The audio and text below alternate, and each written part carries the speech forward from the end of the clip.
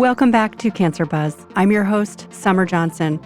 This week, ACCC is hosting its 40th annual National Oncology Conference in Austin, Texas, gathering multidisciplinary oncology leaders from all across the nation to discuss the latest trends and share creative solutions to pressing challenges in cancer care. This year's theme is Reimagining Innovation. We're kicking things off today with a preview of the conference topics. Today's guest is Dr. Margaret Liang, who works together with ACCC's Financial Advocacy Network.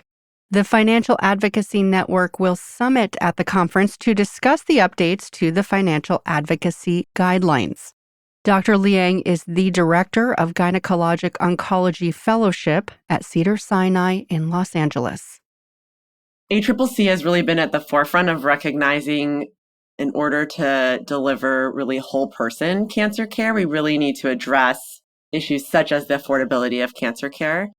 And recently they updated the guidelines in order to provide updated framework for practices that may have varying levels of resources and treat varying, populations of patients to really help develop programs and set sort of a structure to develop programs where someone can help identify patients who have financial needs, feel comfortable communicating with them about what resources may be available, and then link them to resources. And I think the big thing from the updates is that they set sort of minimum guidelines or first things you should do if you're starting a new program. And then there are enhanced guidelines so that if you're further along, you can kind of keep moving along the trajectory depending where your practice is. So I think that's one of the big strengths of the updated guidelines. Why is it so important to standardize guidelines to help financial navigators? I think a few things. So at the practice level, it basically gives resources so that programs can know how can I train these individuals, even if they have different titles. So maybe the financial advocate might be a social worker, they might be a financial counselor, they might be a patient navigator or benefits verification individual or working in the billing office. So regardless of the title, it sort of standardizes and gives structure to that. I think the other big thing is that by having standardization, then programs can track their metrics over time to look for improvement and see where they want to grow their program.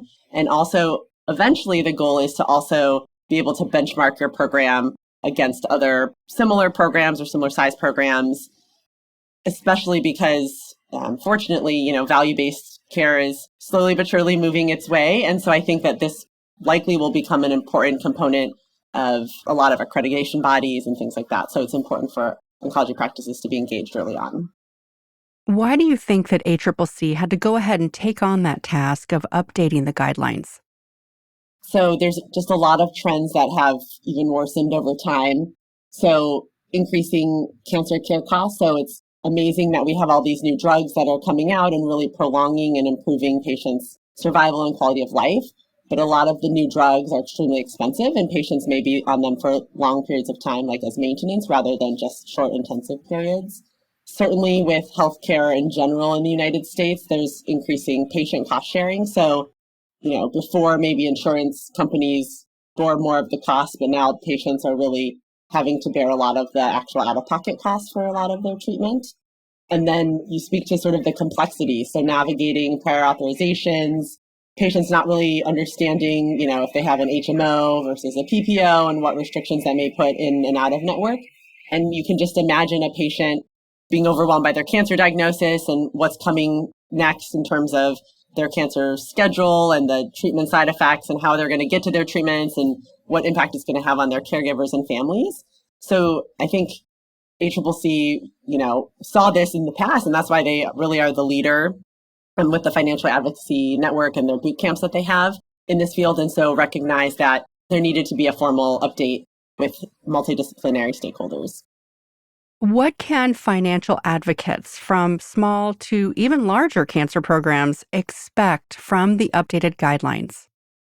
So in general, they are organized into different domains and just kind of broadly, the first one is patient advocacy, like services and how that people can function. And it may actually be more than one person that kind of serve this role. And a lot of that is how to communicate with patients about their anticipated costs, sort of the back-end part of verifying insurance benefits, dealing with prior authorizations, and then sort of some of the more patient-facing, which might be who might be screening patients for financial distress, for instance, and then helping link them to resources.